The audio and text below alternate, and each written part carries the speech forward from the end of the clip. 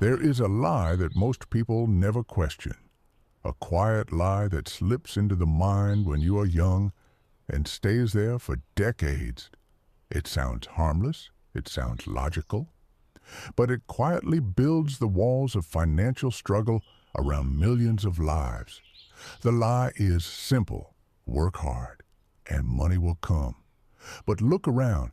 How many people are working hard every day, yet still feel trapped financially? How many people wake up early, work long hours, sacrifice their energy, and still feel like they are running on a treadmill that never moves forward?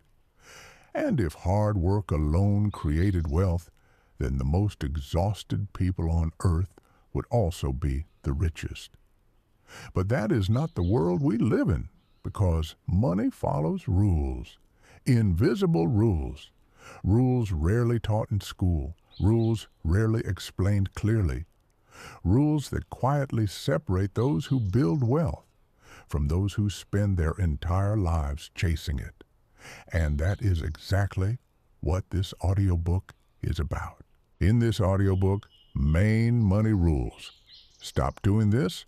If you want to get rich, you are about to explore a series of truths that most people only discover after decades of financial struggle.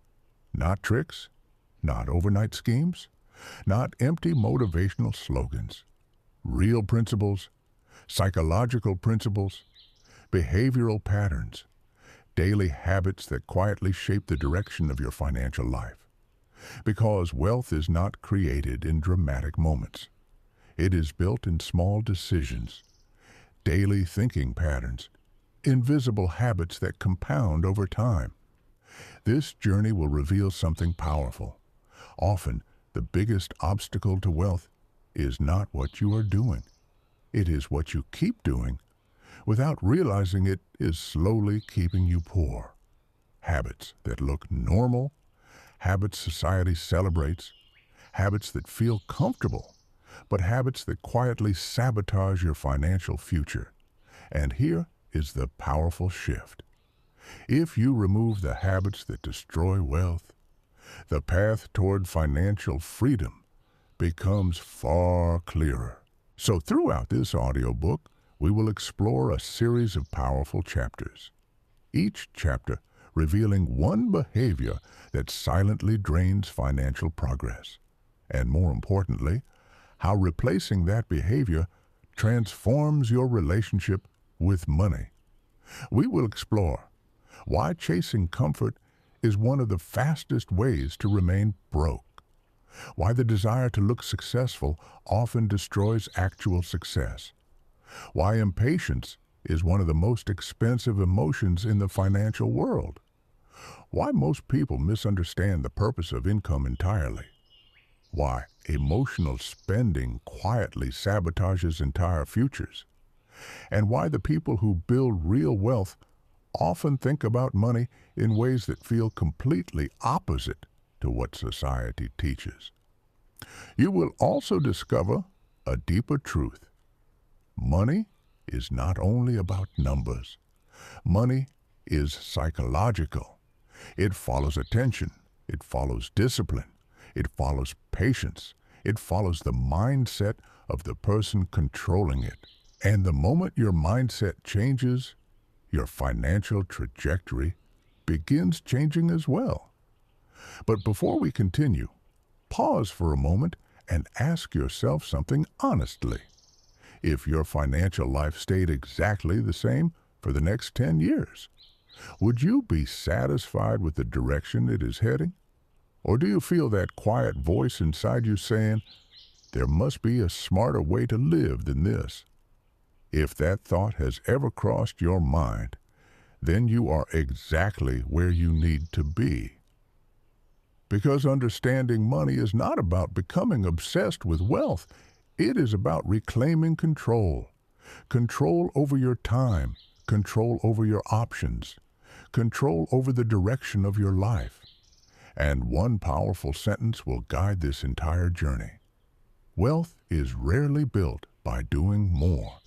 It is built by stopping the habits that quietly destroy it.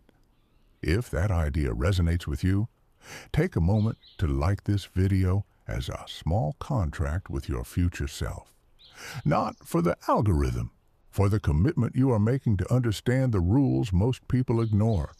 And if a particular insight strikes you during this journey, share it in the comments. Because sometimes the one sentence that changes your financial future is the sentence you almost missed. Now take a breath. Because the first rule we must confront may be the most uncomfortable of them all. It is the habit that quietly keeps millions of people financially trapped. While they believe they are doing the responsible thing, and once you see it clearly, you may never look at work, income, or money the same way again. Chapter 1 begins with a habit that society praises, but wealth quietly avoids: working only for income. At first, this sounds strange. After all, most of us were raised to believe that earning a paycheck is the foundation of financial stability. Study hard, get a good job, work consistently, earn money. It sounds responsible. It sounds safe. And for many people, it becomes the blueprint for their entire financial life. But here is the uncomfortable truth. Income alone rarely creates wealth. Income pays bills. Income buys food. Income keeps life moving. But wealth is built through something very different: ownership. And the difference between income and ownership is the difference between running on a treadmill and owning the machine that generates movement. Imagine two people. The first person works 40, 50, sometimes 60 hours a week. They are skilled, reliable, hardworking. Their paycheck arrives every month, and most of that paycheck disappears just as quickly. Rent, utilities, food, transportation, subscriptions, small comforts that feel harmless. Year after year, the pattern repeats: more work, more expenses, more pressure. Now imagine another person. They may work just as hard in the beginning, sometimes harder, but their focus is different. Instead of asking one question, how can I earn more money? They ask a different one: how can I own something that earns money? This question changes everything, because ownership multiplies effort. Ownership allows money to work. Ownership creates systems that continue producing value even when you are not present. And this is the first rule hidden beneath almost every wealthy life. Wealthy individuals eventually shift from working for money to building things that make money work for them. But here is where most people get stuck. The transition from income to ownership feels uncertain. It feels risky, because income feels predictable. Ownership requires patience, experimentation, sometimes failure, and the human mind loves certainty, even when that certainty quietly limits the future. So millions of people remain locked in the cycle of income alone, working harder, working longer, but rarely building the engines that generate true financial growth. And the tragedy is not that they are lazy. Most of them are extremely hardworking. The tragedy is that nobody explained the difference between income and wealth. Income is effort.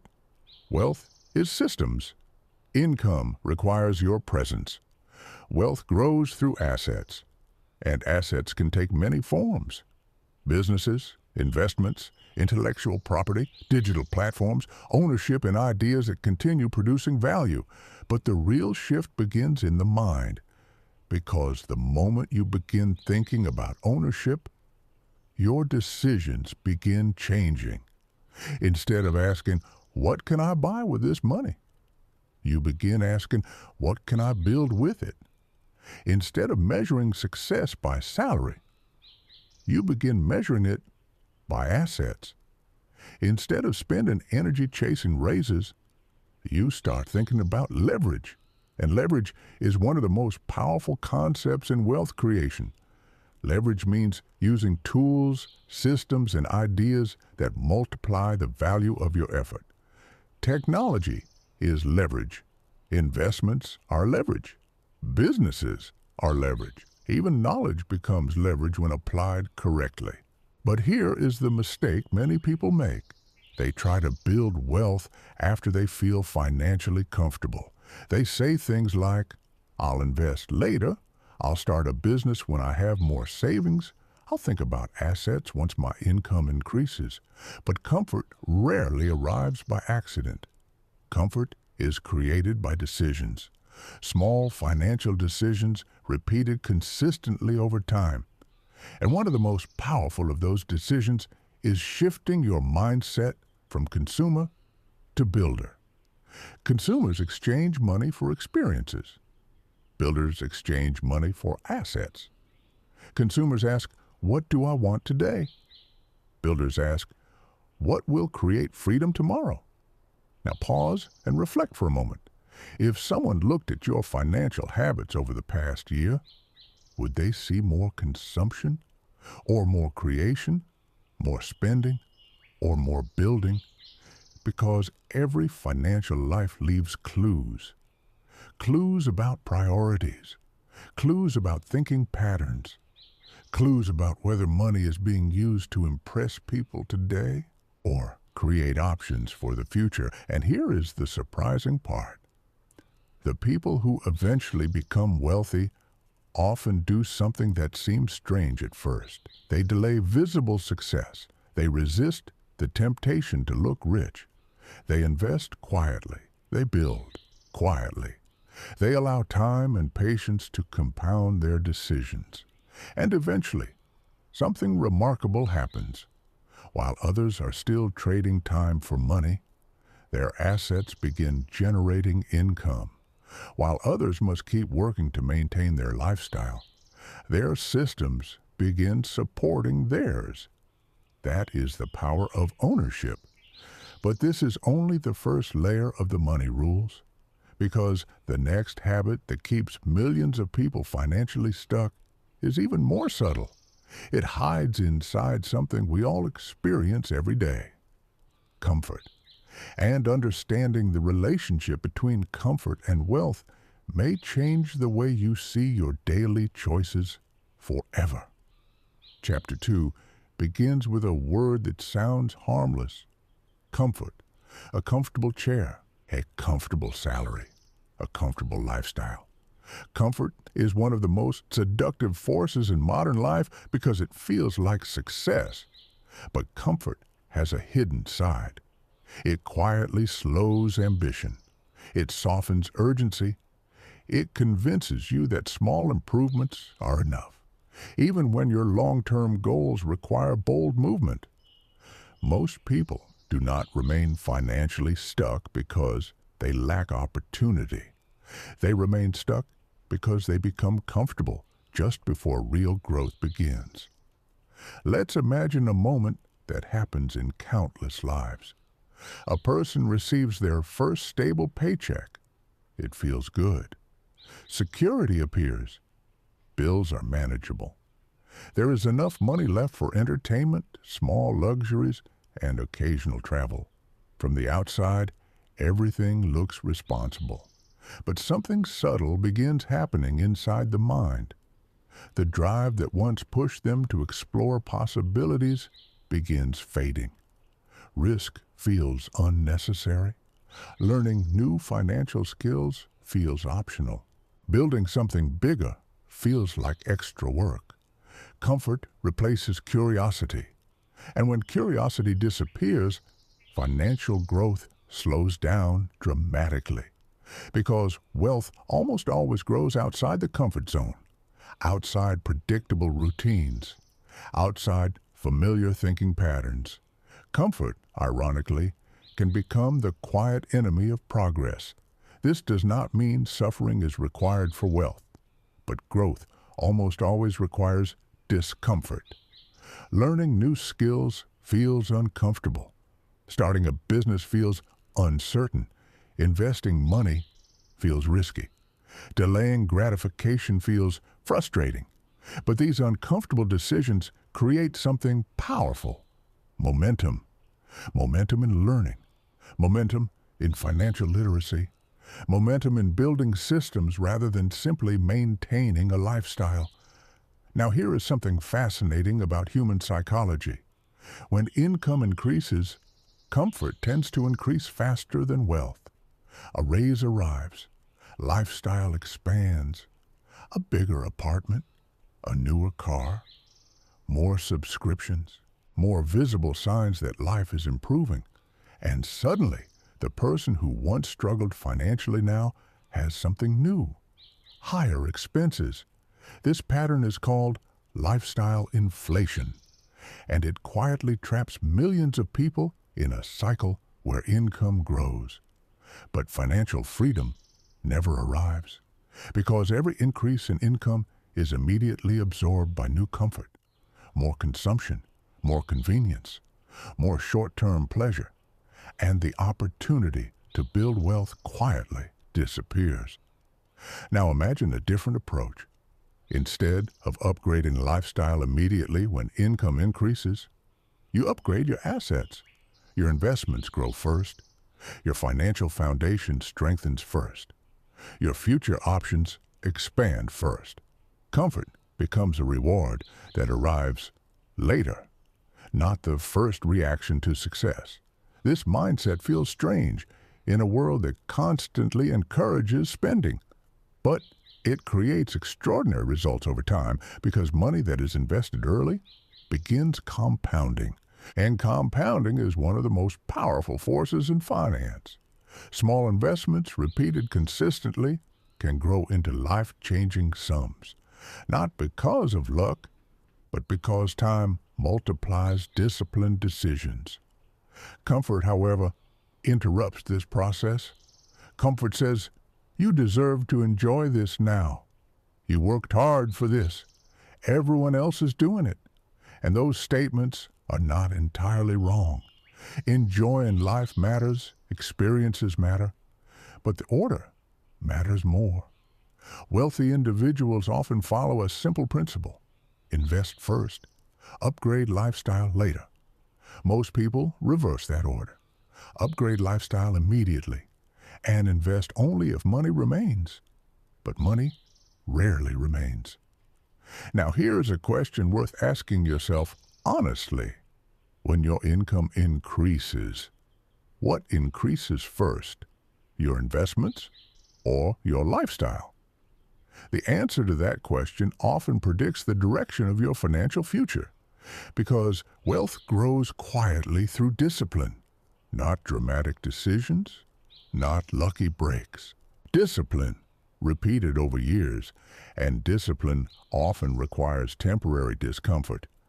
Choosing not to upgrade immediately, choosing to invest instead of consume, choosing to think about 10 years ahead rather than 10 minutes ahead.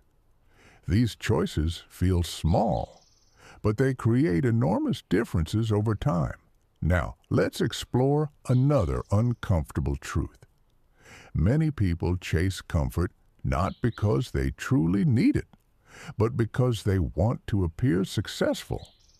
And this leads us to one of the most expensive habits in modern society: the desire to look rich, the desire to display success before it actually exists. A habit that has destroyed more financial futures than most people realize. And once you understand how dangerous this pattern truly is, you may begin seeing wealth and status in a completely different way. Chapter 3 begins with a question that most people never ask themselves honestly. Are you trying to become rich, or are you trying to look rich? At first, the difference seems small. A nicer car, designer clothes, the newest phone, luxury vacation shared on social media. None of these things are wrong by themselves, but the motivation behind them can quietly determine whether your financial life grows or collapses. Because there is a powerful illusion in modern society: the illusion that visible wealth equals real wealth. and that illusion has become one of the most expensive habits in the world. Look around any city. You will see people driving luxury cars, wearing expensive brands, living in stylish apartments. From the outside, it looks like success, but appearances can be incredibly deceptive. Many of the people who look wealthy are actually living on financial pressure. Car loans, credit card balances, monthly payments stacked on top of each other. They are financing an image, not building wealth. And this pattern creates a dangerous cycle, because the more someone tries to look rich, the less money they actually have left to become rich. Money that could have been invested, money that could have built assets, money that could have grown over time, instead disappears into objects designed primarily to signal status. And here is the irony. The people who often look the richest are sometimes the least financially secure, while the people who quietly build real wealth often look surprisingly ordinary, because real wealth behaves differently than social media success. Real wealth prefers privacy. Real wealth prioritizes ownership over appearance. Real wealth is patient. It does not need constant validation. Now imagine two individuals with the same income. The first spends aggressively to maintain the appearance of success. The newest gadgets, the most fashionable brands, frequent lifestyle upgrades. From the outside, they look impressive, but their financial life is fragile. One unexpected crisis, and the illusion collapses. The second individual behaves differently. They drive a reliable car instead of an impressive one. They invest before they upgrade their lifestyle. They think about assets rather than attention. From the outside, they may look average, but beneath the surface, something powerful is happening. Their financial foundation is growing, year by year, investment by investment. Quietly, and after 10 or 15 years, something fascinating happens. The first person is still trying to maintain the image. The second person has actual freedom. Freedom to choose how they spend their time. Freedom to explore opportunities. Freedom from financial stress. Because wealth is not what people see, wealth is what people do not see. It is the investments that compound quietly, the businesses growing in the background, the financial decisions made years earlier. And here is the principle that many wealthy individuals understand deeply. If you spend money trying to impress people, you will remain dependent on their attention. But if you invest money building assets, you eventually become independent from their opinions. This shift requires something difficult, letting go of the need for external validation, because much of modern consumption is not about enjoyment. It is about signaling, showing success, showing status, showing progress. But signaling is expensive, and wealth builders eventually realize something powerful. The people who truly matter in your life will respect your discipline, not your possessions. They will respect your integrity, your consistency, your long-term thinking, not the brand names you wear. Now ask yourself something honestly. If nobody could see what you owned, would you still buy the same things? Would you still upgrade your lifestyle at the same speed? Or would your priorities change? Because this question reveals something important. Whether your financial decisions are guided by purpose or perception. And perception-driven spending is one of the fastest ways to remain financially trapped. But there is another habit, even more destructive. A habit that quietly sabotages wealth not through spending, but through impatience. Because building wealth takes time, and most people underestimate how powerful patience can become when combined with discipline. But impatience quietly destroys the compounding effect that creates extraordinary financial growth. And once you see how dangerous impatience truly is, you may start looking at time and money very differently. Chapter 4 begins with one of the most expensive emotions in the financial world, impatience. It is quiet. It hides behind ambition. It disguises itself as urgency. But impatience has destroyed more financial futures than almost any external obstacle, because wealth is not built in dramatic moments. It is built in long stretches of time where progress feels almost invisible, and the human mind struggles with invisible progress. We live in a world that rewards speed, fast messages, fast deliveries, fast results. Everything arrives quickly. So when people begin thinking about money, they expect the same rhythm. Invest a little. Become wealthy quickly. Start something today. See massive results tomorrow. But the mathematics of wealth do not work that way. Wealth follows the law of compounding. And compounding is slow in the beginning, very slow, almost painfully slow. Imagine planting a seed in the ground. For weeks, nothing seems to happen. No visible growth, no dramatic transformation. But beneath the soil, something important is occurring. Roots are forming, strength is building, the foundation is expanding, and eventually growth becomes visible. But only because time was allowed to do its work. Money behaves in a similar way. The first years of investing rarely feel exciting. The numbers grow slowly, the results feel modest, and this is exactly the stage where most people quit. Not because the system is broken, but because patience is uncomfortable. They move money in and out of investments constantly. They chase trends. They search for faster returns. They abandon strategies too early. And every time they do this, they interrupt the compounding process. They reset the clock. Now consider the opposite approach. A person invests consistently, year after year. They do not panic during market fluctuations. They do not chase every new opportunity that promises quick riches. They stay steady. They stay disciplined. And something fascinating begins happening around the 10 or 15-year mark. The growth accelerates, not because they suddenly became smarter, but because compounding finally reveals its power. Money begins generating more money. Returns begin producing additional returns.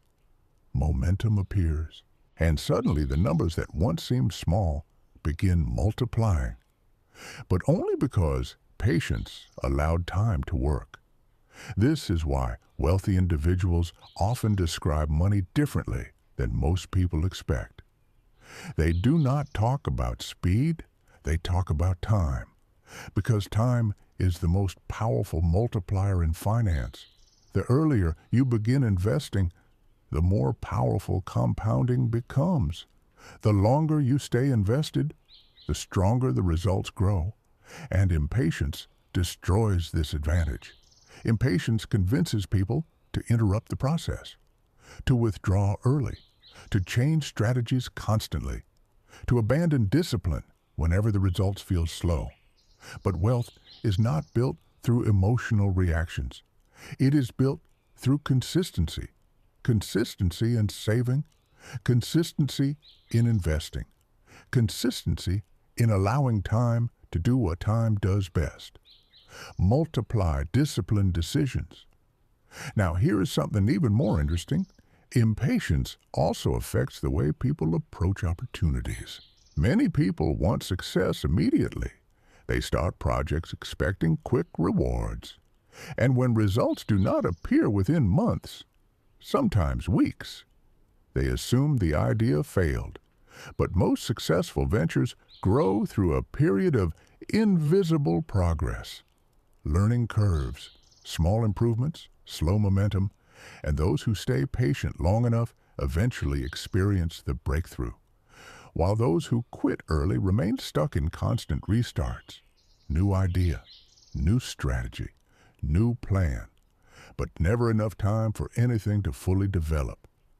This is why patience is not passive. Patience is strategic. It means continuing to act while allowing time to compound your effort. Now pause and reflect on something honestly. How often do you feel the urge to see results immediately? How often do you measure progress too early? How often do you abandon strategies before they have had time to work? Because impatience often feels like ambition. But true ambition understands something deeper. The biggest rewards usually belong to those who stay in the game long enough. And staying in the game requires something powerful: emotional control. Because the financial world constantly tests your emotions. Fear when markets fall, excitement when opportunities appear, pressure when others seem to move faster. And the next habit we must confront is closely connected to impatience. It is the habit of making financial decisions based on emotion rather than logic. A habit that quietly drains money from millions of lives every single day. And once you understand how emotions influence financial behavior, you may begin seeing every purchase and every investment in a completely new way. Chapter 5 begins with the truth that most people never learn about money. Money is not only mathematical, money is emotional. Every day, millions of financial decisions are made not by logic, but by feeling, excitement, stress, fear, boredom, impulse. These emotions quietly guide spending behavior far more than most people realize. And if you want to build wealth, there is one habit you must stop immediately. Stop making financial decisions when your emotions are loud, because emotional spending is one of the most silent destroyers of financial freedom. Think about how many purchases are made not because something is truly needed, but because of a feeling. Someone feels stressed after a difficult day. They open a shopping app, just something small. Someone feels bored. They scroll through products. Something catches their attention. Someone feels insecure. They buy something that signals status, something that creates the appearance of success.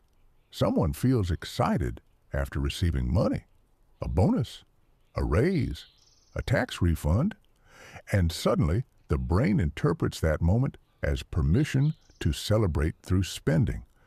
But emotions are temporary, and purchases made under temporary emotions often create permanent financial consequences. Now, here is something fascinating about the human brain. It experiences pleasure before the purchase, not after. The anticipation of buying something releases dopamine. The imagination of how that purchase will feel, how it will look, how it will improve life. That anticipation is where most of the emotional reward happens. But after the purchase, the emotional spike fades quickly, sometimes within hours, sometimes within days. And suddenly, the brain begins chasing the next emotional purchase. Another item, another upgrade, another temporary spike of satisfaction. This cycle is what marketers understand extremely well. Advertising rarely focuses on logic. It focuses on emotion. It tells stories. It connects products with identity, confidence, happiness, freedom, belonging. And when people make financial decisions inside emotional states, logic quietly disappears. But wealthy individuals learn to separate emotion from money decisions. They pause, they wait, they evaluate purchases with calm thinking. They understand that every dollar spent today is a dollar that cannot be invested tomorrow. And that small decision, repeated thousands of times, creates enormous financial differences. Now imagine a simple habit. Whenever you feel the urge to make a purchase, pause for 48 hours, not forever, just 2 days. In many cases, the emotional impulse disappears. The item that felt urgent suddenly becomes unnecessary. And this small pause protects your money from emotional spending. Another powerful strategy is asking a simple question before any purchase. Does this increase my freedom or reduce it? Because every purchase affects your future options. Some purchases expand freedom, education, tools, investments, assets that produce value over time. Other purchases reduce freedom. They increase monthly expenses. They create financial pressure. They lock future income into maintaining lifestyle choices. Now here is an important distinction. Enjoying money is not wrong. Experiences matter. Comfort matters. Celebration matters.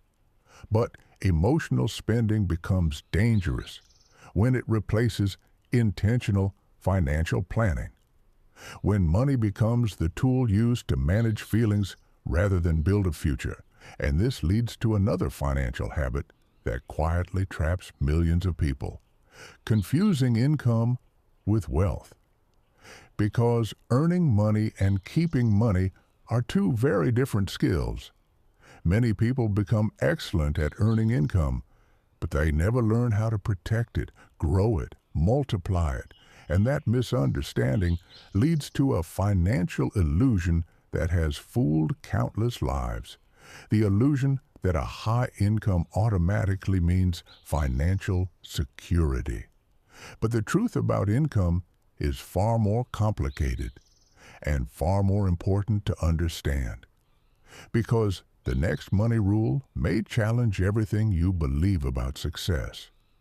And once you see the difference between income and wealth clearly, you may begin measuring financial progress in a completely different way. Chapter 6 begins with a sentence that surprises many people the first time they hear it. A high income does not guarantee wealth.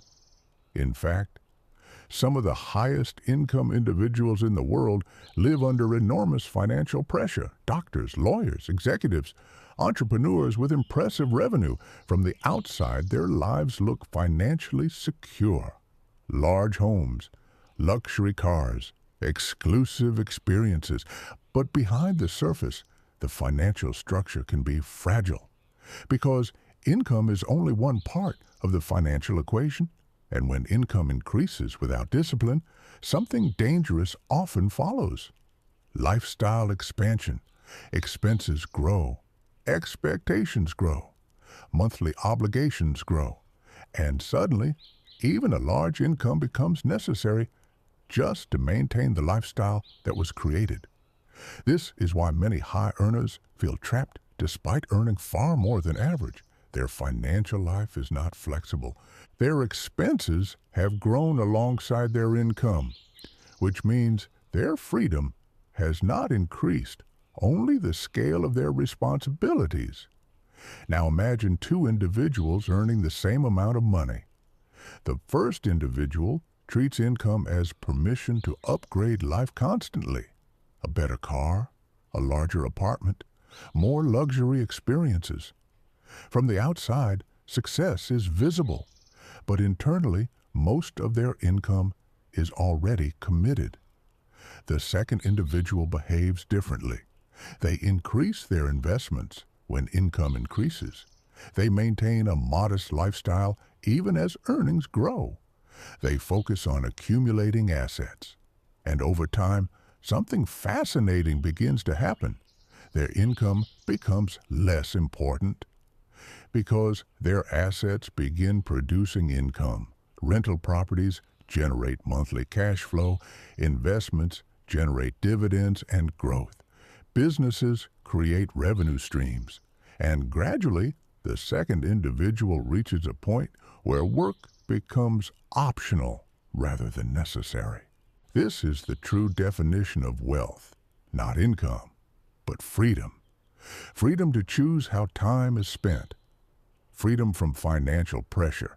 Freedom to pursue opportunities without fear of losing stability. Now consider this powerful question. If your job stopped tomorrow, how long would your current assets support your lifestyle? 3 months? 6 months? 1 year? 10 years? This question reveals the difference between income and wealth instantly. Income is what you earn. Wealth is what you keep and what continues producing value even when you stop working. And the tragedy is that most people spend decades focusing entirely on increasing income, while barely paying attention to building wealth. But wealth grows through a very specific pattern. Spend less than you earn. Invest the difference. Repeat consistently. Allow time to compound the results. This formula is not exciting. It does not promise overnight success, but it has created financial freedom for countless individuals who simply remain disciplined long enough. Now here is another important insight. Your relationship with money matters more than the amount of money you earn. Because people who develop strong financial habits early tend to build wealth even with moderate incomes, while people with poor financial habits often struggle regardless of how much they earn. Habits shape outcomes, saving habits, spending habits, investment habits, learning habits, and these habits quietly compound over decades. Now let us confront another dangerous misunderstanding. Many people believe that building wealth requires dramatic sacrifices, living in extreme deprivation, never enjoying life. But that belief is inaccurate. Wealth building is not about eliminating enjoyment. It is about prioritizing intelligently, choosing which pleasures create long-term value, and which pleasures simply disappear. A memorable experience with loved ones may be worth every dollar, but buying something solely to impress strangers rarely brings lasting satisfaction. The difference lies in intention, purposeful spending, purposeful investing, purposeful living. Now pause and consider something. Every dollar you earn represents time and energy, hours of your life, effort you invested into the world. So every spending decision is not just about money. It is about how you exchange your time. Are you exchanging time for things that create value in the future or things that vanish quickly? Now, here is where the conversation becomes even deeper, because wealth is not only about financial knowledge, it is about identity, the way you see yourself in relation to money. Some people see themselves as spenders, others see themselves as builders. Some see money as something to enjoy immediately. Others see money as a tool for creating future options. And identity shapes behavior, which means the next financial rule may be the most important of all. Stop thinking like a consumer and start thinking like an investor. Because once this identity shift happens, every financial decision begins changing naturally. And that shift might be the single most powerful step toward financial independence. Dear friend, you are definitely on the right track if you are watching this video. Like, subscribe, and write in the comments which topic or problem concerns you the most. We promise to prepare a professional video explanation at your request. Chapter 7 begins with a shift that changes the way you see every dollar. Stop thinking like a consumer. Start thinking like an investor. This sounds simple, but this one change in identity separates people who remain financially dependent from those who eventually become financially free. Because consumers and investors look at the exact same dollar, and see completely different possibilities. A consumer asks one question: what can I buy with this? An investor asks a different one: how can this grow?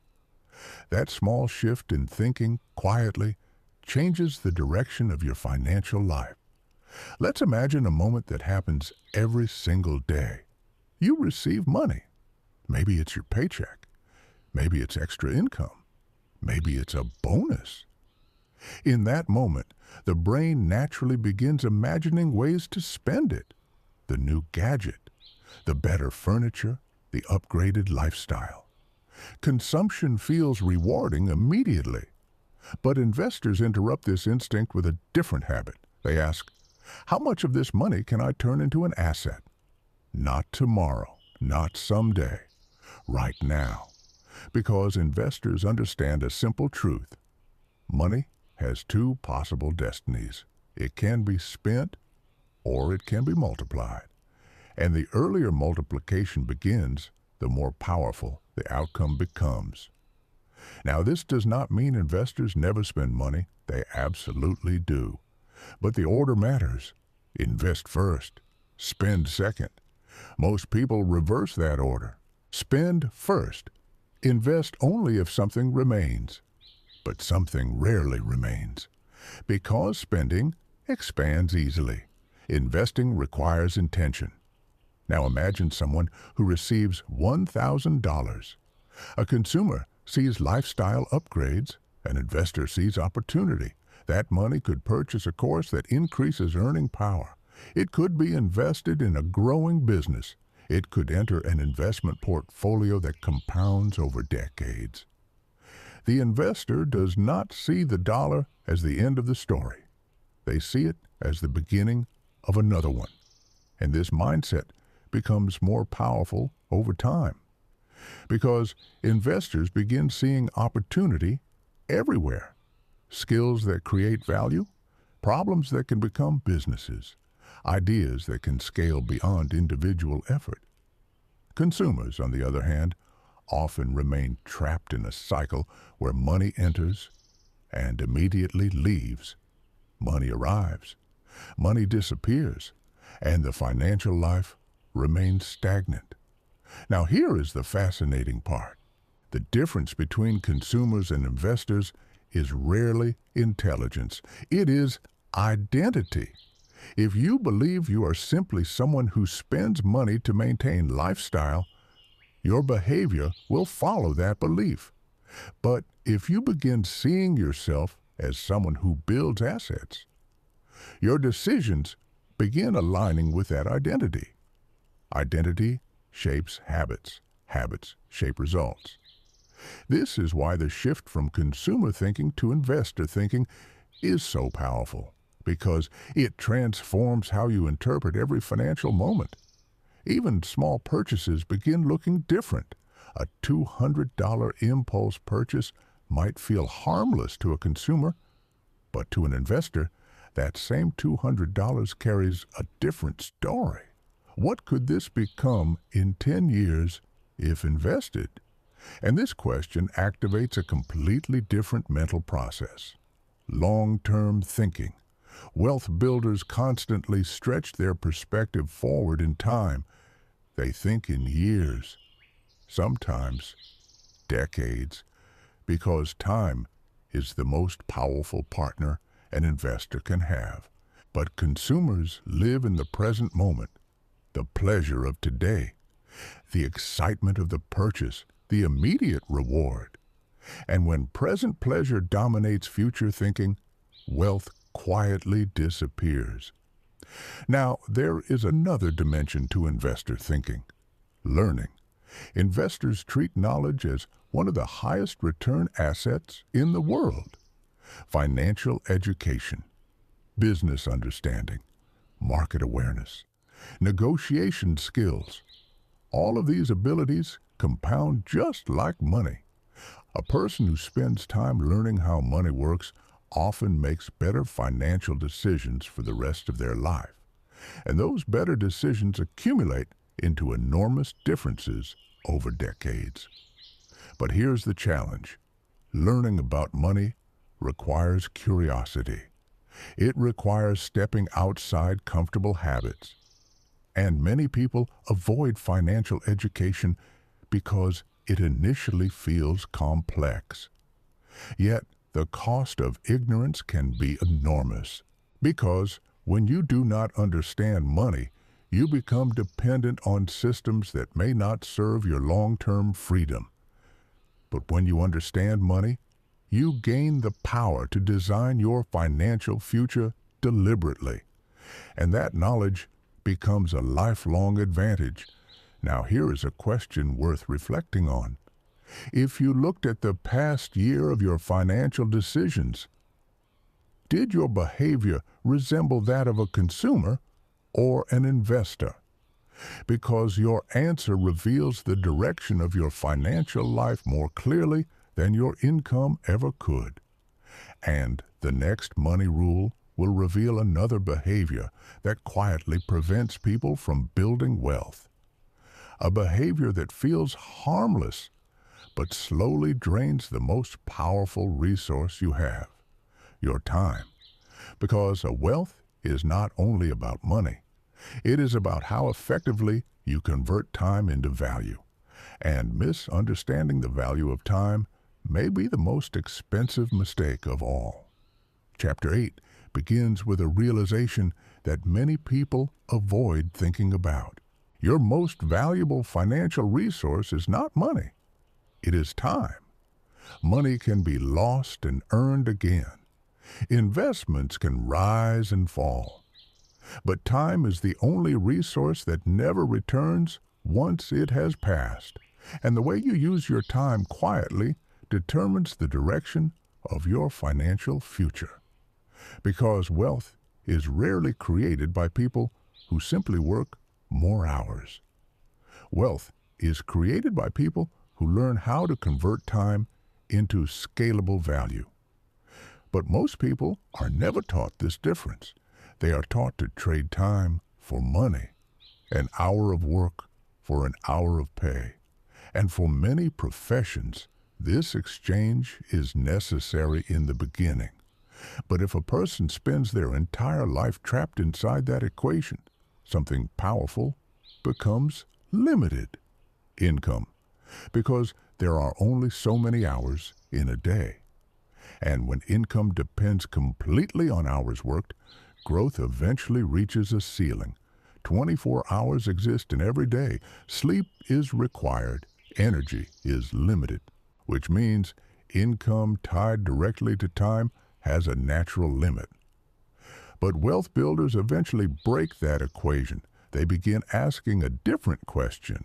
How can I create value that continues working even when I am not? This question leads to leverage.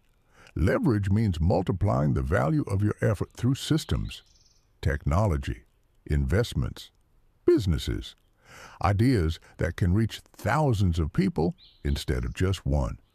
For example, imagine a teacher. If the teacher gives a private lesson, they can teach one student at a time. Their income grows slowly because each hour reaches only one person. But if that same teacher creates an online course, something interesting happens. The same knowledge can reach thousands of students. The same effort produces far more value. The same time investment multiplies its impact. This is leverage. And leverage is one of the most powerful forces in wealth creation. Now consider the opposite pattern. Many people unknowingly spend their most productive hours on activities that produce very little long-term value. Scrolling endlessly through information, consuming entertainment without learning, repeating routines that feel comfortable but do not move life forward. Days pass, weeks pass, years pass, and slowly time disappears. But wealth builders treat time differently. They protect it. They invest it. They think carefully about where their attention goes. Because attention shapes opportunity. If your attention constantly moves toward distraction, growth becomes difficult. But if attention moves toward learning, creating, and building, opportunities begin appearing. Now, here is something powerful. Small improvements in how you use time can produce enormous differences over long periods. Imagine dedicating just one focused hour every day to learning a valuable skill, a skill that increases your ability to create value in the world. After 1 year, that is 365 hours of concentrated development. After 5 years, it becomes thousands of hours of growth. And those hours compound just like money. Skills deepen, confidence increases, opportunities expand. But if those same hours are spent in passive distraction, nothing compounds. Time passes without creating new capability. And capability is what ultimately drives income and wealth. Now pause for a moment and ask yourself something honestly. Where did your attention go yesterday? Not the ideal version, the real version. How many hours were invested in growth and how many were quietly consumed by distractions? Because financial outcomes are rarely random. They are the long-term result of thousands of daily attention choices. Now, there is another important dimension to time. Timing. Many people delay learning about money until much later in life. They assume financial education can wait. But waiting has a hidden cost. The cost of lost compounding. Remember what we discussed earlier. Money invested early has far more time to grow. The same is true for knowledge. Learning financial principles early creates decades of better decisions, better investments, better opportunities, better protection against costly mistakes. But even if someone begins later in life, the principle remains the same. The best moment to start learning about money was years ago. The second best moment is now, because every year of understanding compounds into stronger financial decisions. And those decisions quietly shape the future. Now there is another habit closely connected to time that must be addressed. The habit of believing that saving money alone creates wealth. Saving is important, but saving alone rarely builds financial freedom because inflation quietly erodes the value of money that simply sits still. And understanding this next rule may completely change how you think about saving, investing, and protecting your future. Because the goal is not only to protect money, the goal is to make money grow. And that requires a deeper understanding of how financial systems actually work. Chapter 9 begins with a belief that sounds responsible, but can quietly keep people financially stuck. Just save your money. You have probably heard this advice your entire life. Save for emergencies. Save for the future. Save for security. And saving money is important. But saving alone does not create wealth. In fact, if money only sits still, something invisible begins happening to it. It slowly loses power. This invisible force is called inflation. Inflation means that the cost of goods and services gradually increases over time. Food becomes more expensive. Housing becomes more expensive. Healthcare becomes more expensive. Education becomes more expensive. And as these prices rise, the purchasing power of money sitting still slowly declines. $10,000 saved today will not buy the same amount of life 10 or 20 years from now, which means money that simply rests in a bank account is slowly losing strength. Quietly, year after year. This is why wealthy individuals do not rely only on saving. They focus on growing money, because money that grows faster than inflation gains power over time. Money that does not grow quietly falls behind. Now, this does not mean saving is useless. Savings serve an important role. emergency protection, financial stability, peace of mind during unexpected situations. But savings are not the engine of wealth. Investments are. Investments allow money to participate in growth. Businesses expand, companies innovate, markets develop, and money invested in productive systems can grow alongside those developments. But here is the challenge. Many people fear investing because they misunderstand it. They believe investing means gambling. They imagine sudden losses. They think it requires extraordinary expertise. And fear prevents them from participating in the systems that create long-term growth. But responsible investing is not about reckless risk.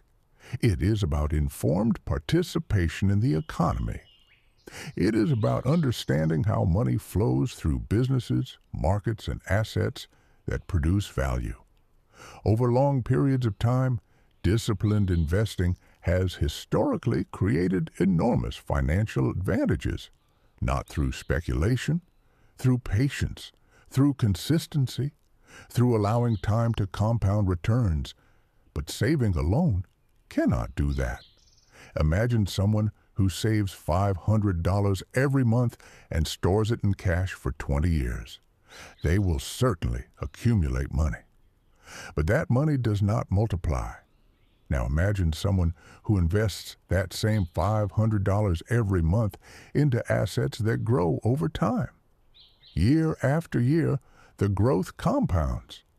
And after 20 years, the difference between saving and investing can become dramatic. Because compounding is not linear, it accelerates. Slow in the beginning, powerful later. This is why starting early matters so much. Time magnifies growth. Now, there is another psychological barrier that keeps people from investing. Perfectionism. Many people believe they must understand everything before they begin.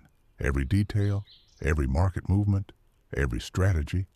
But waiting for perfect understanding often leads to endless delay. Meanwhile, time passes, and time is the most valuable partner in investing. Successful investors understand something important.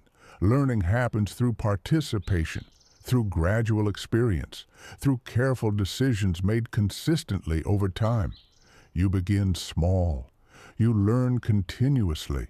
You improve your strategy as knowledge grows. But the most dangerous habit is doing nothing, because doing nothing guarantees that inflation quietly erodes the value of money sitting still. Now let's pause and reflect on something powerful. Think about every dollar you have saved.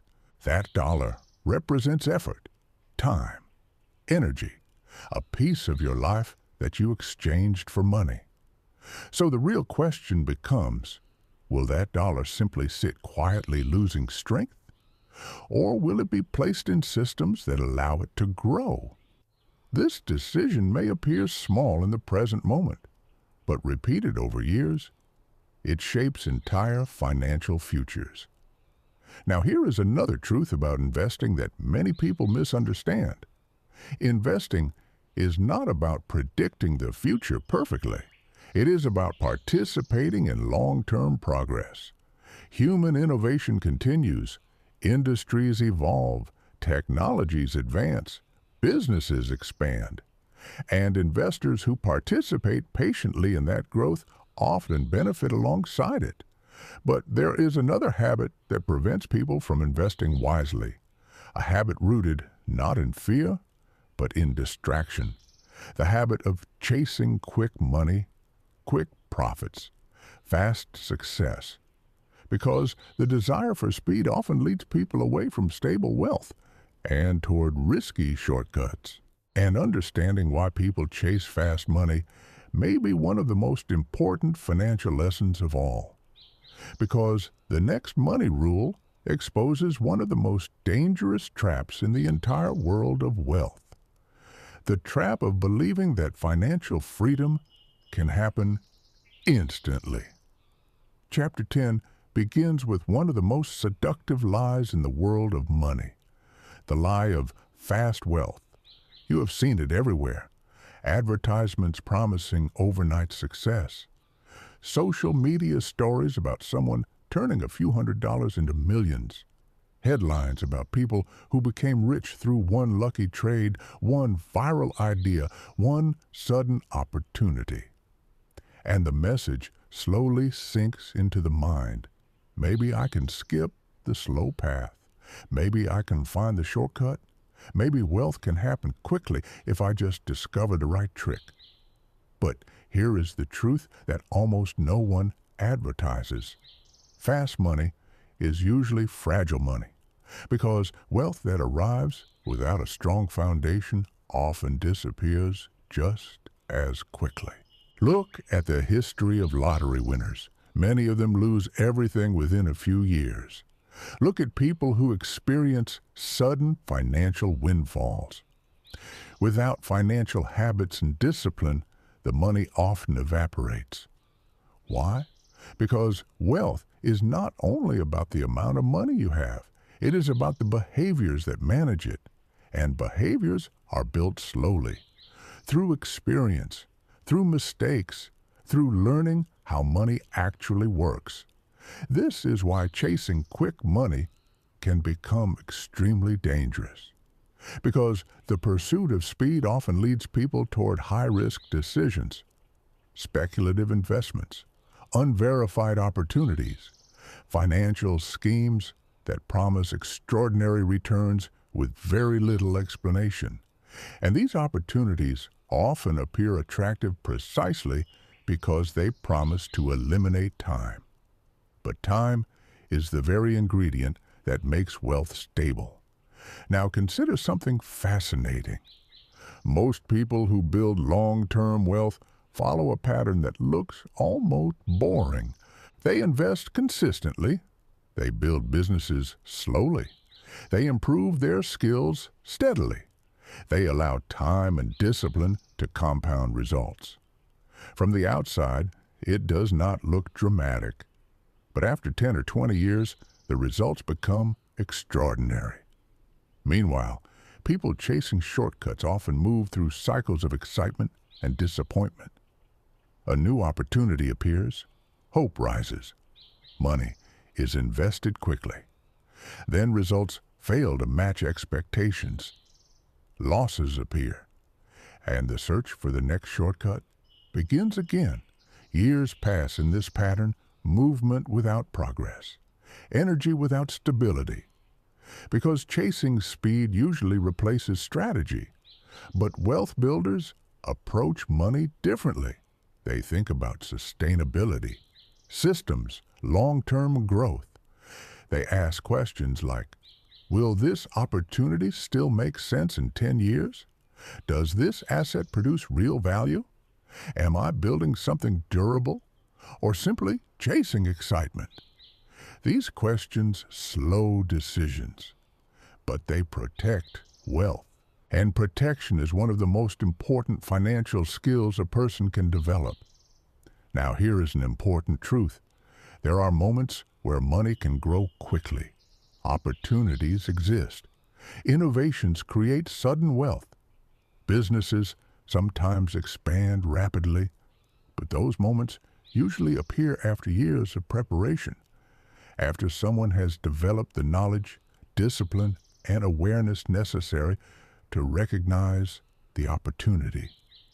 From the outside, it may look like overnight success, but behind that moment often exist years of quiet effort, learning, experimentation, persistence, which means the appearance of speed is often an illusion.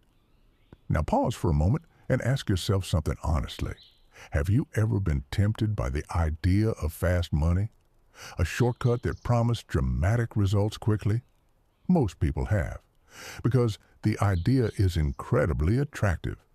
But financial maturity begins when you accept something powerful.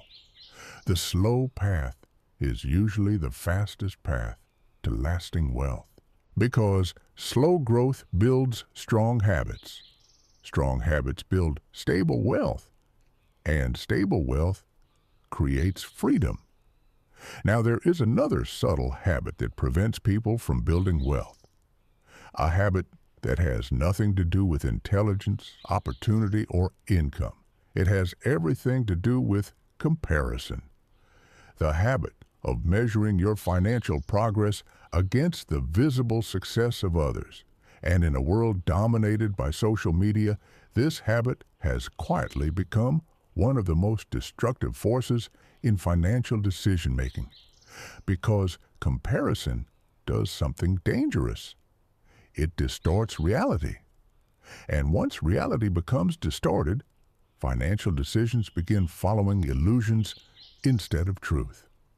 And understanding this next rule may protect you from one of the most powerful psychological traps in modern financial life. Chapter 11 begins with a habit that quietly poisons financial judgment: comparison. Not the healthy kind that inspires growth, the destructive kind that distorts reality. Because when people compare their financial life to the visible success of others, they often begin making decisions that have nothing to do with their own future and everything to do with keeping up. You have seen this pattern before. A friend buys a new car. Suddenly, your perfectly functional car feels inadequate. Someone posts pictures from an expensive vacation. Your ordinary weekend suddenly feels small. A colleague upgrades their home. Your living situation begins to feel like a step behind, and without realizing it, the mind begins asking a dangerous question: am I falling behind? But here's the problem. You are comparing your entire financial life to someone else's highlight reel.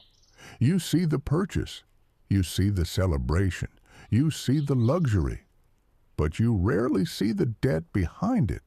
You rarely see the pressure. You rarely see the financial decisions that may have created long-term consequences. Social media has magnified this illusion. Platforms filled with visible success but invisible cost. Luxury experiences without financial context. Celebrations without the years of work that may have preceded them. And when people consume these images constantly, their perception of normal life becomes distorted. Ordinary success begins to feel like failure. Slow progress begins to feel like stagnation. Responsible financial choices begin to feel boring. But wealth builders learn something powerful. They stop comparing lifestyles and start comparing strategies. They ask different questions. How are people building assets? What systems are creating long-term income? What habits lead to financial independence? These questions lead to learning rather than envy, because envy drains energy.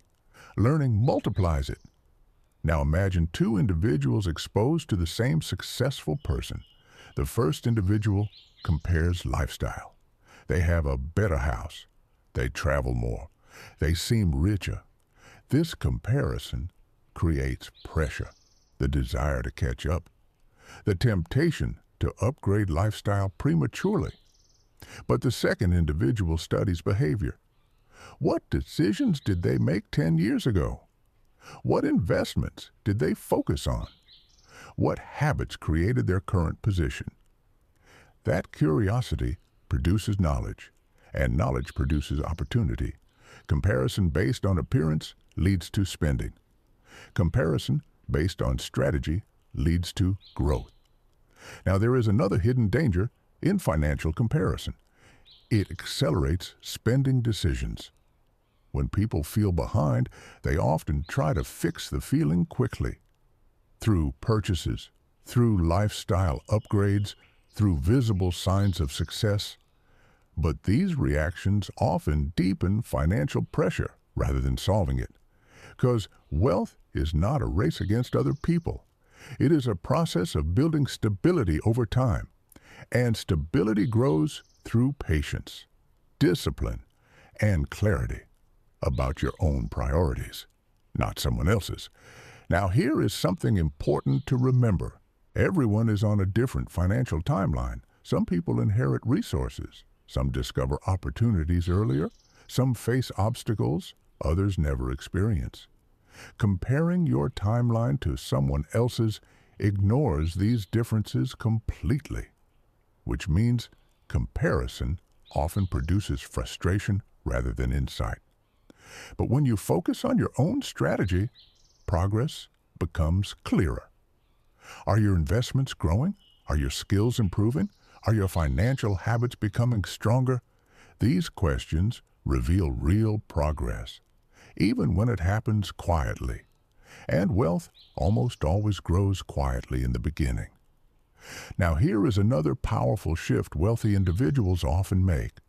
They stop measuring success through visible consumption and start measuring success through freedom. Freedom to choose work that matters. Freedom to take time off without panic. Freedom to explore opportunities without financial pressure. These freedoms rarely appear through lifestyle upgrades. They appear through assets, investments, and disciplined financial behavior repeated consistently. But comparison often distracts people from this path because visible success feels more exciting than invisible progress. Yet invisible progress is exactly what builds lasting wealth. Now consider this question carefully. If nobody could see your financial life, what decisions would you make differently? What purchases would suddenly lose importance? What investments might become more attractive? Because removing the pressure of comparison often reveals your true priorities, and those priorities are the foundation of financial independence. But there is another financial habit even more subtle than comparison, a habit that quietly prevents people from building wealth not through spending, but through fear. Fear of making mistakes, fear of losing money, fear of taking financial risks.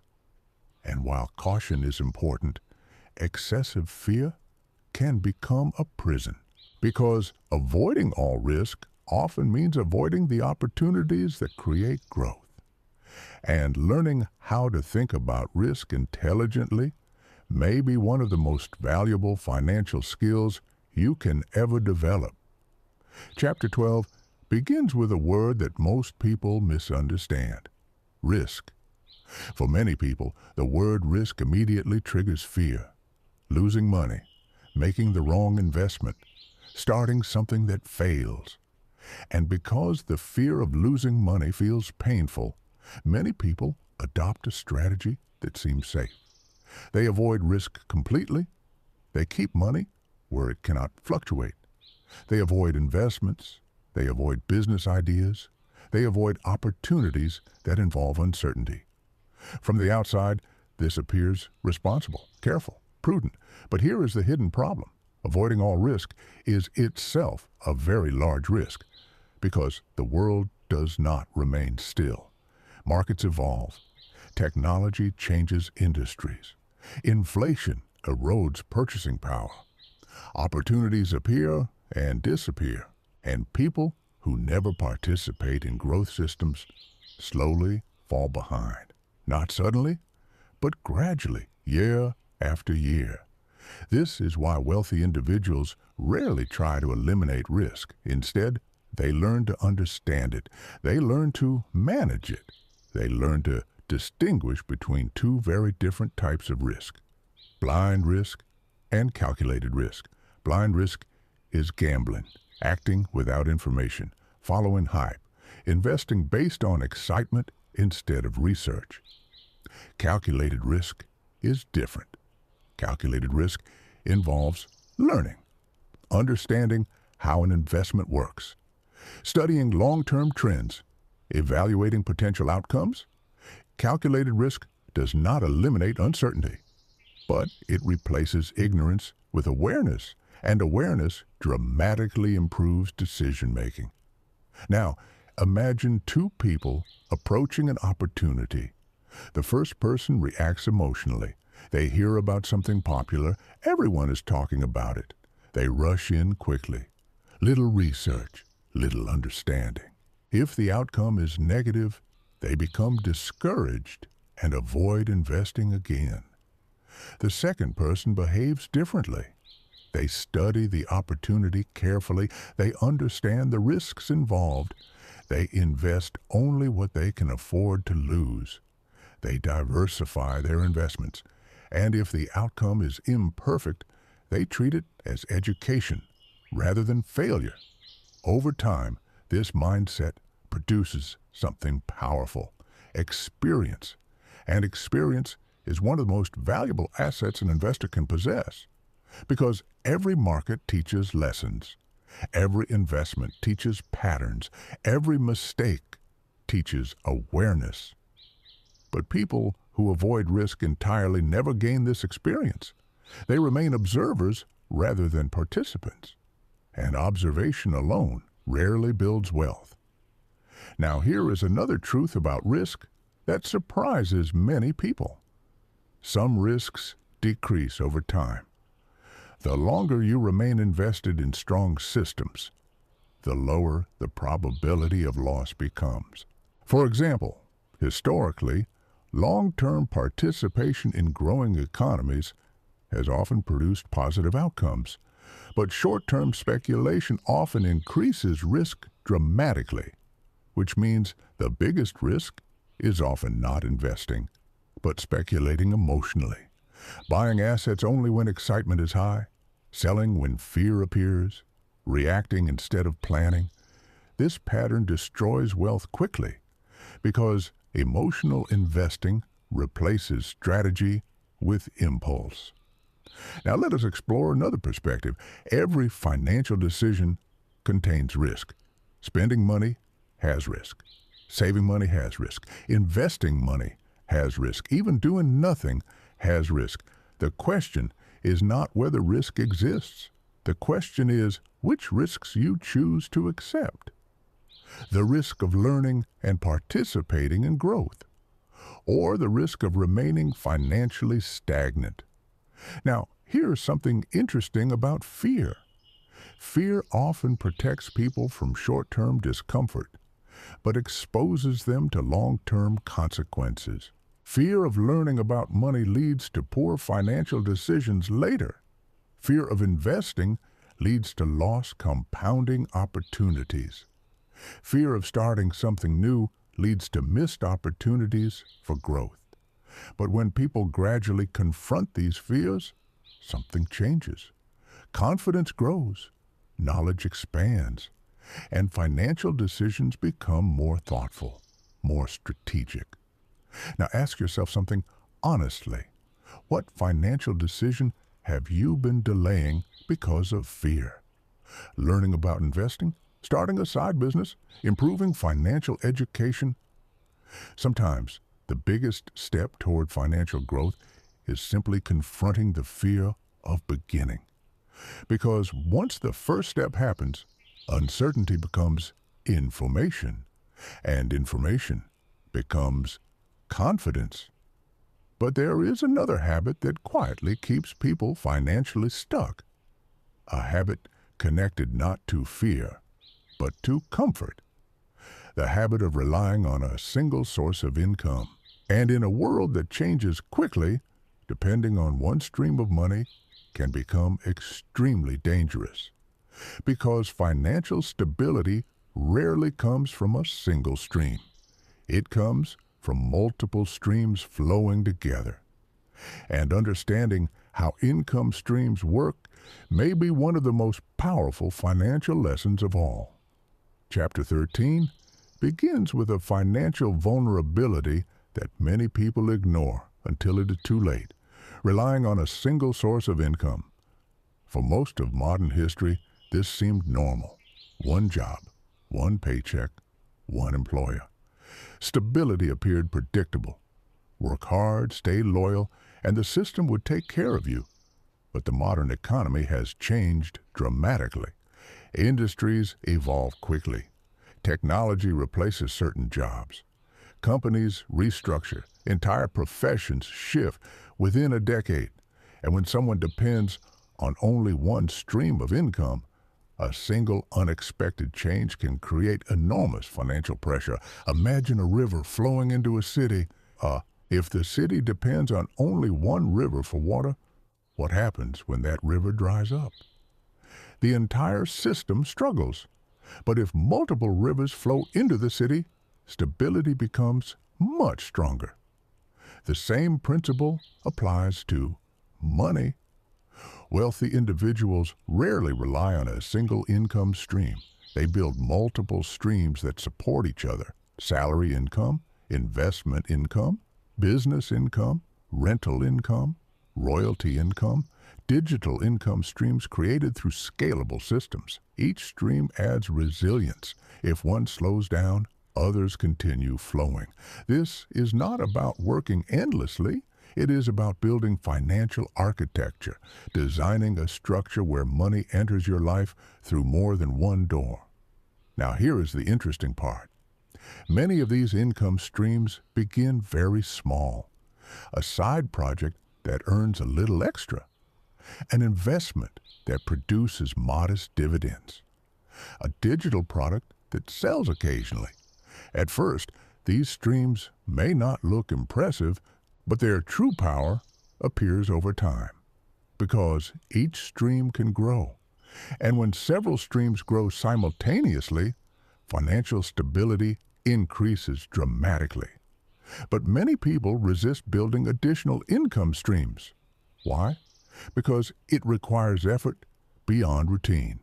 Learning new skills, exploring opportunities, stepping outside familiar comfort zones. Yet these small experiments often become powerful engines of wealth over time. Now let's examine a simple example. Imagine someone with one job earning $60,000 a year. If that job disappears, their entire income disappears.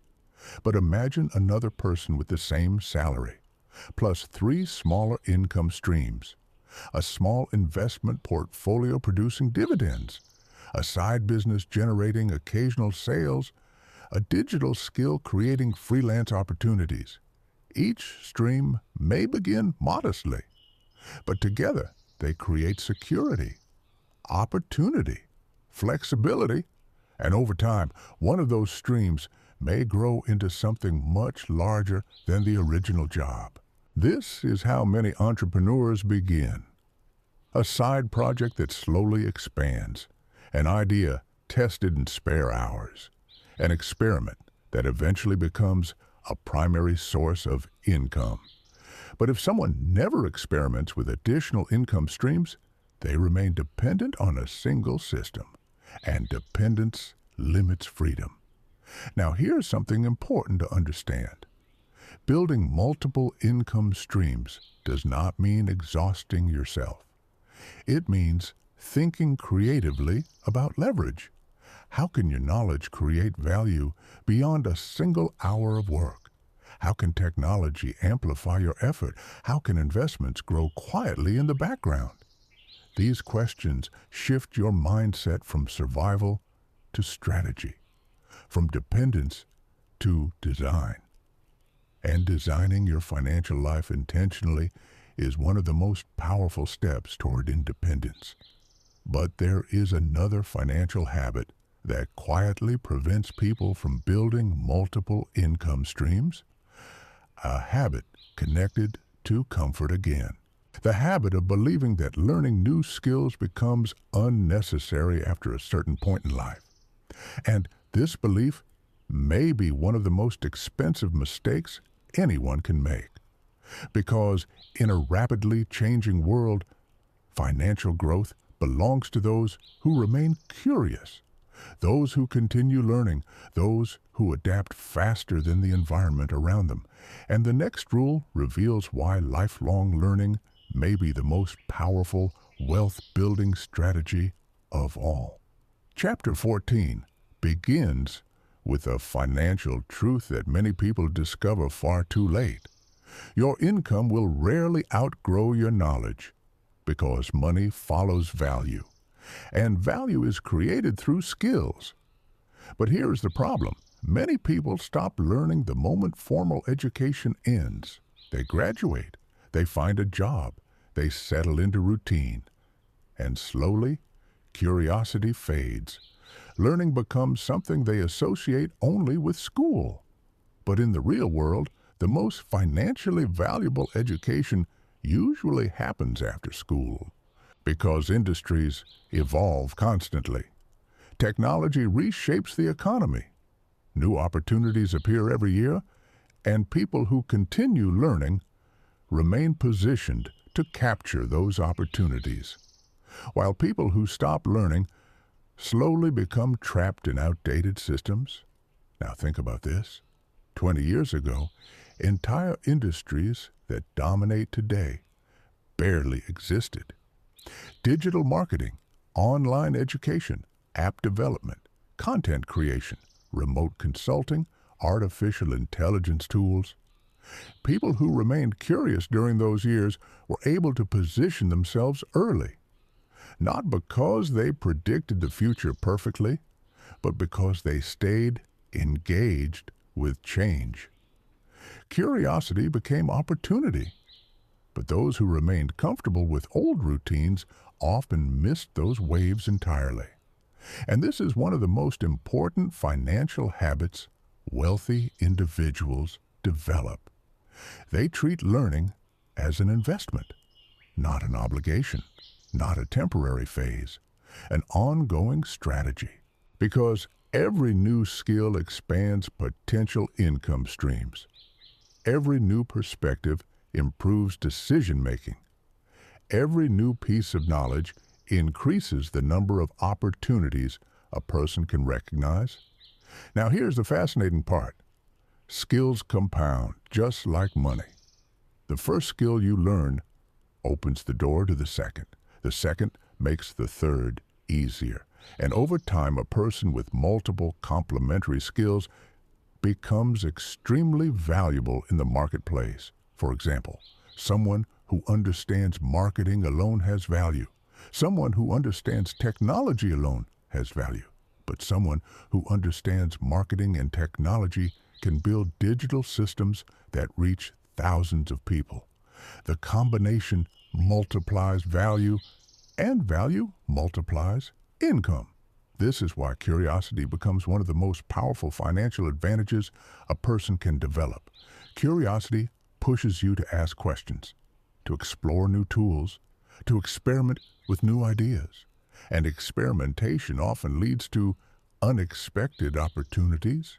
But the opposite of curiosity is complacency, the belief that current knowledge is enough, the belief that learning can stop. And in a world that evolves rapidly, complacency quietly erodes opportunity. Now imagine two individuals entering the workforce at the same time, both intelligent, both hardworking, but their approach to learning is different.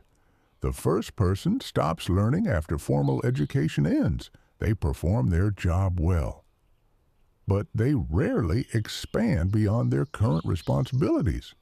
The second person remains curious. They read about industry trends. They learn new tools. They explore new strategies. They experiment with new ideas. After 5 years, the difference between them begins to appear. After 10 years, the difference becomes dramatic because the second person's skills have multiplied, and multiplied skills create multiplied value. Now here is an important insight. Learning does not require enormous amounts of time. Even one focused hour a day can produce powerful results over years. Reading, studying markets, learning financial strategies, developing digital skills, understanding business systems. These activities compound quietly, but their impact becomes enormous over decades. Now ask yourself something honestly. What new financial or professional skill did you learn in the past year? Did your knowledge about money increase? Did your understanding of investing improve? Did your ability to create value in the marketplace expand? Because the people who build wealth rarely rely only on their original skill set. They expand continuously. Now here is another powerful perspective. Every time you learn a skill that allows you to create value independently, you reduce dependence on a single system. You gain flexibility. You gain options. And options are the foundation of freedom. But there is another habit that often prevents people from learning about money. A habit rooted not in fear, not in comparison, but in procrastination. The belief that financial education can wait. I'll learn about investing later. I'll think about assets someday. I'll focus on money when life becomes more stable. But postponing financial learning may be one of the most expensive decisions a person can make, because time is the most powerful multiplier in finance, and every year of delay quietly reduces the potential power of compounding. Which brings us to the next money rule. Stop postponing your financial future, because the cost of waiting is often invisible until years have already passed. And understanding this truth may change the way you see every year of your life moving forward. Mate, write which city you're from. It's interesting to see which corners of the world are watching our videos. Chapter 15 begins with a quiet habit that steals more wealth than most people ever notice. Procrastination. Not the dramatic kind where someone refuses to work, the subtle kind. The kind that whispers, "I'll deal with money later." Later when life becomes calmer. Later when income increases. Later when there is more time to think. But money follows a rule that procrastination ignores. Time multiplies decisions. And every year that passes without intentional financial action quietly changes the outcome of your future, because money does not only grow through the amount you invest. It grows through the length of time it is allowed to grow. Let's imagine two people, both intelligent, both capable, both earning a modest income. The first person begins investing small amounts early. Nothing dramatic. Maybe a few $100s a month. At first, the results look unimpressive. Slow growth. Small numbers. But time begins doing its work. 5 years pass. Then 10. Then 20. And the compounding effect begins accelerating. The second person delays. They tell themselves they will begin once they earn more. Once they feel financially stable. Once life becomes less busy. 5 years pass before they begin. Then 10. When they finally start investing, they realize something frustrating. Even if they invest more money, they struggle to catch up, because time was the missing ingredient. And time cannot be recovered once it has passed. This is the hidden cost of procrastination. It rarely looks dangerous in the moment, but over decades, it creates enormous differences. Because financial growth is not about dramatic action, it is about consistent action repeated for long periods. Now here is the psychological trap. Procrastination often disguises itself as preparation. People say, "I'm still researching. I want to understand everything first. I'll begin once I feel completely ready." But the truth is that complete certainty rarely arrives. Markets change. Information evolves. Opportunities shift. And waiting for perfect clarity often means waiting forever. Wealth builders approach this differently. They start small. They learn while participating. They adjust strategies as knowledge grows. Because experience is one of the most valuable teachers in finance. And experience only begins once action begins. Now there is another form of procrastination that quietly destroys wealth. The belief that saving or investing small amounts is not worth the effort. People often think, it's only $50, it's only $100. That won't change anything. But compounding does not judge the size of the beginning. It multiplies consistency. Small investments repeated regularly often grow into significant wealth over long periods because the habit matters more than the amount. The habit creates momentum. Momentum creates discipline. Discipline allows compounding to work its magic. Now, imagine someone investing just $5 a day, the cost of a small coffee. Over decades, that simple habit can grow into a powerful financial asset, not because the amount was large, but because the decision was consistent. Procrastination interrupts that consistency. It delays the beginning. And when the beginning is delayed, the entire compounding timeline shifts forward. Now let's pause and reflect on something important. Think about how many years you have already spent earning money. 5 years? 10? 20? How much stronger would your financial position be today if investing had started earlier? This question is not meant to create regret. It is meant to create awareness, because the past cannot be changed. But the future can still be shaped, and the moment you begin thinking intentionally about money, the trajectory changes. Now here is a powerful mindset shift. Instead of asking, when should I start building wealth? Ask a different question. How can I start today, even if the step is small? Because small steps compound into large outcomes. But delayed steps disappear entirely. Now there is another habit closely connected to procrastination that quietly limits financial growth. The habit of believing that money problems are caused only by lack of income. Many people believe that if they simply earned more money, their financial life would improve automatically. But the truth is far more complicated, because income without discipline often leads to higher spending, not greater wealth. And understanding this next rule may challenge one of the most common assumptions about money in modern society. The assumption that earning more money automatically solves financial problems. But once you see the reality clearly, you may begin focusing on something far more powerful than income alone. Chapter 16 begins with one of the most common beliefs about money. If I just earned more, everything would be fine. It sounds logical. Higher income should solve financial problems. More money should create more stability. More money should create more freedom. But the reality is more complicated, because income alone does not determine financial success. Habits do. And when habits remain unchanged, higher income often leads to a surprising outcome: higher expenses. This phenomenon has a name: lifestyle inflation.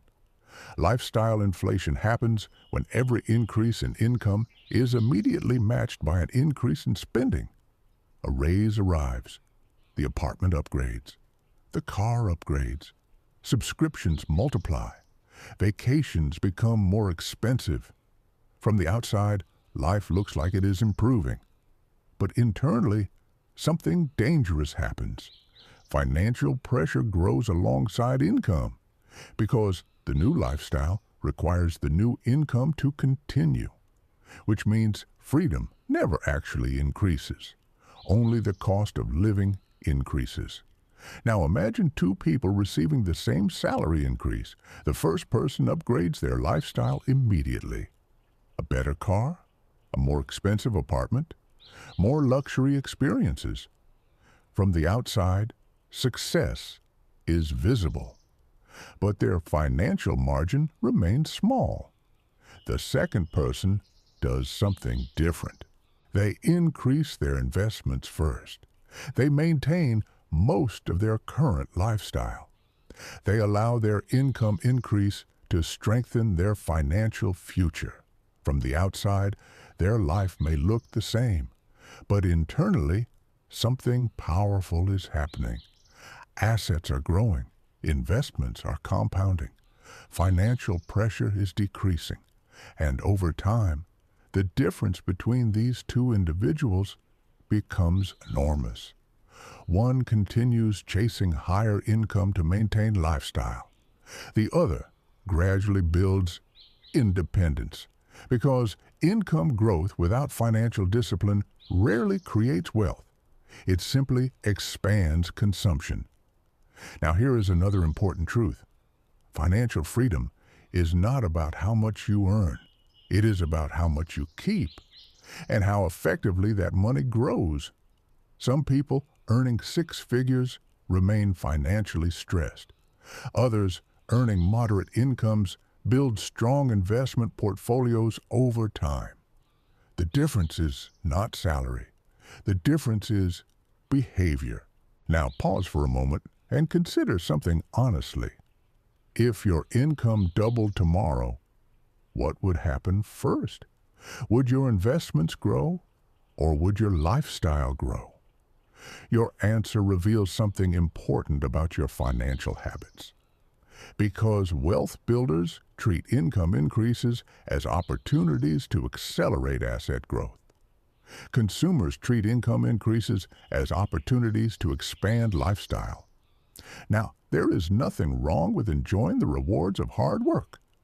Life should be experienced. Memories should be created. But the order matters.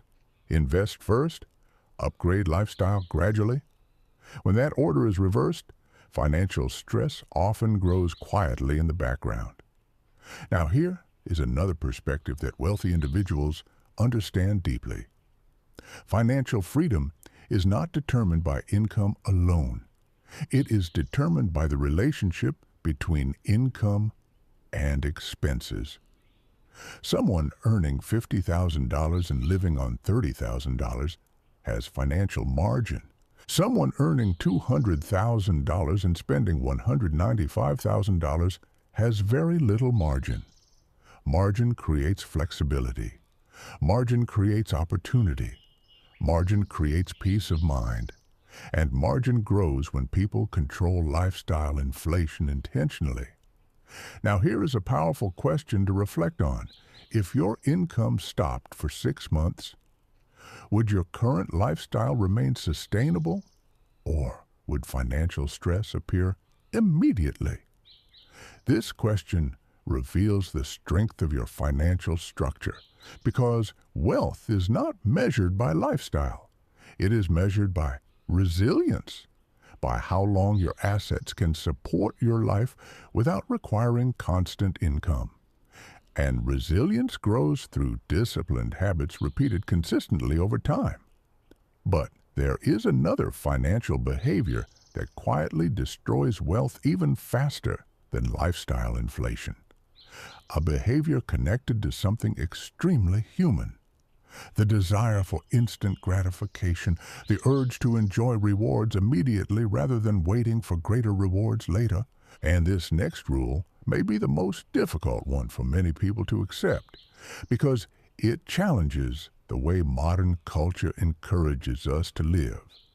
Stop choosing immediate pleasure at the cost of long-term freedom, because the ability to delay gratification may be one of the most powerful financial skills anyone can develop. And once you understand why, you may begin looking at every purchase and every opportunity through a completely different lens. Chapter 17 begins with a battle that happens inside the human mind every single day. The battle between now and later. Now feels good. Now feels exciting. Now delivers pleasure immediately. Later feels distant. Later feels uncertain. Later requires patience. And because the human brain evolved to value immediate rewards, most people naturally choose now.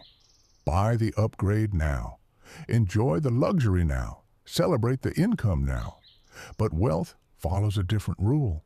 Wealth rewards the people who learn to value later, because delayed gratification is one of the most powerful financial advantages a person can develop. Let's imagine a simple moment. Someone receives extra money, maybe a bonus, maybe an unexpected payment. Immediately, the mind begins generating ideas for enjoyment, a new device, a short vacation, an upgrade that makes life more comfortable, and none of these desires are wrong. But wealth builders pause in that moment. They ask a different question. If I invest this instead, what could it become later? Because every dollar spent today is a dollar that cannot grow tomorrow. And growth over time can transform small decisions into enormous outcomes. This principle was demonstrated in one of the most famous psychological studies ever conducted, the marshmallow experiment. Children were offered a simple choice: eat one marshmallow immediately, or wait a short time and receive two. Some children ate the marshmallow instantly, others waited patiently. Years later, researchers discovered something fascinating. The children who were able to delay gratification often experienced better outcomes in many areas of life, not because of intelligence, but because patience allowed them to make better long-term decisions. Money follows a similar pattern. The ability to delay small pleasures today often creates extraordinary freedom later, but modern culture constantly encourages the opposite behavior. Advertisements say, "You deserve this now. Why wait? Upgrade your life today." The entire system encourages immediate consumption, because consumption fuels the economy, but it rarely fuels personal wealth. Now imagine two individuals earning the same income. The first person consistently chooses immediate rewards, frequent purchases, lifestyle upgrades, moments of excitement. The second person practices delayed gratification. They invest consistently. They build assets. They allow compounding to work quietly. At first, their lives may look similar, but over time, the difference becomes dramatic, because delayed gratification creates financial momentum. Assets grow, investments multiply, opportunities expand, and eventually the person who delayed small pleasures gains something far greater: choice. Choice over how time is spent, choice over work, choice over lifestyle. Now here is the interesting paradox. The person who delays gratification early often experiences more enjoyment later, because financial freedom allows life to be lived without constant pressure. Vacations feel better when they are not financed by debt. Experiences feel richer when they are not followed by financial stress. Comfort feels deeper when it is supported by stable assets. But the person who chooses immediate pleasure constantly often experiences the opposite pattern: short bursts of excitement, followed by long periods of financial pressure. Now pause and consider something honestly. How often do you make financial decisions based on the feeling of the moment? Impulse purchases, instant upgrades, rewards that arrive before the financial foundation is built. Because every time you choose delayed gratification, you strengthen a powerful habit, a habit that compounds, a habit that builds wealth quietly over time. Now there is one final financial habit we must confront before the conclusion of this audiobook, a habit so subtle that many people never notice it, yet it quietly determines whether wealth is built or slowly disappears. The habit of believing that money is the ultimate goal. Because money itself is not the destination. Money is only a tool. And misunderstanding the purpose of money can lead people to chase wealth without ever achieving the freedom they actually wanted. Which brings us to the final chapter of the main money rules, the chapter that reveals what wealth is truly meant to create, and why the people who understand this final principle often experience something far greater than money. They experience control over their life. Chapter 18 begins with a truth that changes the entire meaning of money. Money is not the goal. Freedom is, but most people spend their entire lives chasing money as if the numbers themselves are the prize. More income, more possessions, more visible success. Yet something strange often happens. People achieve the money, but never achieve the freedom they imagined. Why? Because money without intention becomes another form of pressure, a larger lifestyle, more obligations, more stress. And suddenly, the thing that was supposed to create freedom becomes another system that demands constant maintenance. But the people who truly build wealth think about money differently. They see money as a tool that buys time, a tool that creates options, a tool that allows life to be lived deliberately instead of reactively. Think about the difference between these two lives. The first life is controlled by financial necessity. Work must continue because bills demand it. Time is traded constantly for income. Decisions are shaped by financial pressure. The second life is supported by financial freedom. Work becomes a choice rather than a survival requirement. Time becomes flexible. Opportunities can be explored without panic. That is the real purpose of wealth. Not luxury, not status, freedom. Freedom to spend time with the people who matter most. Freedom to pursue meaningful work. Freedom to rest without fear. Freedom to explore ideas that might fail without risking everything. But this type of freedom requires something important: intentional financial design. Because if money is treated only as a reward for spending, freedom rarely arrives. But when money is treated as a tool for building assets, freedom grows quietly over time. Now imagine two people who both earn significant money. The first person focuses entirely on lifestyle. Bigger homes, more luxury, more visible success. Their financial life becomes impressive from the outside, but internally, their obligations grow. Their expenses demand constant income. Their freedom remains limited. The second person focuses on freedom. They invest consistently. They build systems that generate income. They control lifestyle inflation. Over time, their assets begin supporting their life. Work becomes optional rather than mandatory. Time becomes flexible. And something interesting happens. They gain control over their life's direction. This is the ultimate money rule. Money is not valuable because of what it buys. Money is valuable because of the choices it creates. Now pause for a moment and imagine your life 10 years from now. Not only your income, your freedom. Can you take time off without financial fear? Can you pursue meaningful work even if it pays less? Can you spend time with family without worrying about every hour of lost income? These questions reveal the true purpose of wealth, and the decisions you make today quietly shape the answers. Now let us step back and look at the journey we have taken through these money rules. You learned why working only for income limits wealth, why comfort can quietly slow financial growth, why trying to look rich often prevents becoming rich, why impatience destroys compounding, why emotional spending drains financial power, why income alone does not equal wealth.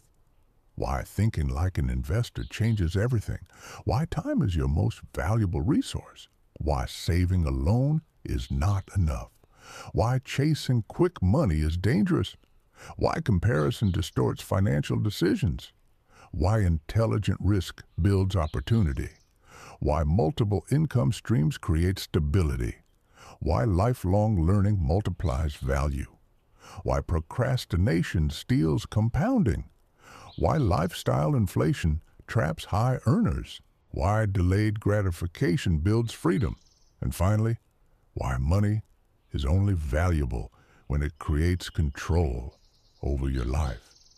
Each of these rules is simple, but when combined and practiced consistently, they become powerful. Because wealth is rarely created by a single dramatic decision. It is created by thousands of small decisions repeated over years.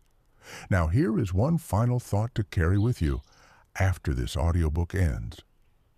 The world will always try to convince you to spend more, to compare more, to chase faster results. But financial freedom belongs to the people who remain patient, disciplined, focused on long-term outcomes. And if even one idea from this audiobook changed the way you see money, then this journey has already begun transforming your future. If this message resonated with you, take a moment to like the video as a commitment to your own financial awareness. And in the comments, write one word that represents the mindset you are choosing moving forward. Discipline, freedom, ownership, patience. Because the mindset you choose today quietly shapes the life you build tomorrow. And remember the final principle that matters more than all the others combined. Money follows behavior. Behavior follows mindset. Change the mindset, and the money will eventually follow. If you enjoy these audiobooks and want to support the channel, consider joining our private members community. Members get early access to new audiobooks and exclusive wealth lessons.